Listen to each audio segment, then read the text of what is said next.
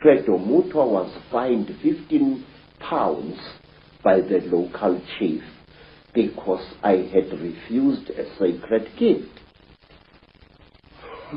I had been supposed to do something very amazing to this lady to show that I was one of the people.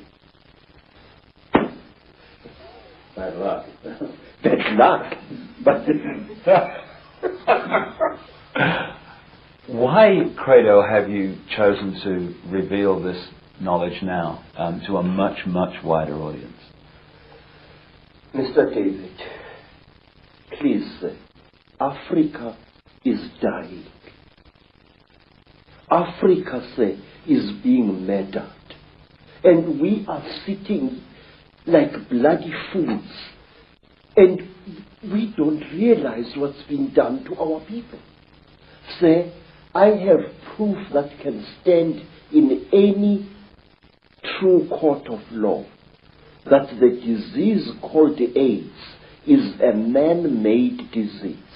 And this disease is going to kill 3/4 of South Africa's black people within the next 10 years. There are wars in Africa which make no sense to me as a black man. Please, when people fight a war, Mr. David, why do they fight? People fight in order to get rid of something that is giving them pain. Whether that something is a tribal chief or a corrupt modern government. They want to fight to remove this burden or to be destroyed by it. That is the idea behind a rebellion. But in Africa we find wars where a group of rebels challenges a government and tries to fight against it. And then these wars end in the total destruction of that particular country, where neither the rebels nor the government wins anymore. And why? Because you find this force of rebels facing the government, and all of a sudden the rebel army splits into little factions which start fighting each other and not the real enemy. And soon it becomes a situation where everybody is fighting everybody else and the whole thing is getting nowhere. I say that these wars which are destroying Africa this way are orchestrated by forces from outside Africa. Our people need development. Our people need peace in Africa. We are basically a peaceful people. We are not warlike.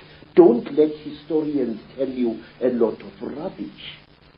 Africa is not perceived by the people outside her as she really is. One, my people are Zulus, as a tribe famous for warrior exploits for many, many years now. But wait, do you know, sir, that Zulu people actually hated war and didn't love it, as historians would have you believe? We Zulu people call war impi, I-M-P-I, and we call evil imbi or ububi. Now the word imbi and the word imbi come from exactly the same root, which means that which is evil. We call copper itusi, which means the helper, the frightener away of evil spirits. But we call iron insimbi, which means the evil metal, the metal of war. Now, when a Zulu went to battle, he spiritually prepared himself for fighting. But when he came back from battle, a Zulu would undergo a ceremony of purification, a very, very painful ritual, which lasted for some 7 days before he was even allowed to touch his wife. But wait for this. In England, we have got the Lady Sarah Churchill, Duchess of Marlborough, writing in her diary that her husband, Sir John Churchill, the Duke of Marlborough, after the terrible battle of Blenheim, had made love to her 3 times while still wearing his top boots. Wait, sir. Listen to that. Here is a man coming into his tent or whatever it was, with his boots still stinking with the blood of horses and the blood of men, and probably with human flesh still attached to the soles of those boots. Here is this man making love to his wife. What kind of attitude is that? That a man would come smelling of death and destruction to desecrate his wife in 3 torrid sessions? We never did that in Africa. We hated war, and furthermore, our people, the black people of Southern Africa, are accused of having been a male-dominated society. Absolute bloody poppycocks. Zulus were a female-dominated society. And if you want proof of that, ask yourself, who killed King Shaka? Who planned Shaka's murder? 2 women, twins, Mama and Mkabai, Shaka's aunts. Who was the greatest advisor of King Shaka? His mother Nandi. She used to plan every one of Shaka's military campaigns, right down to the last detail.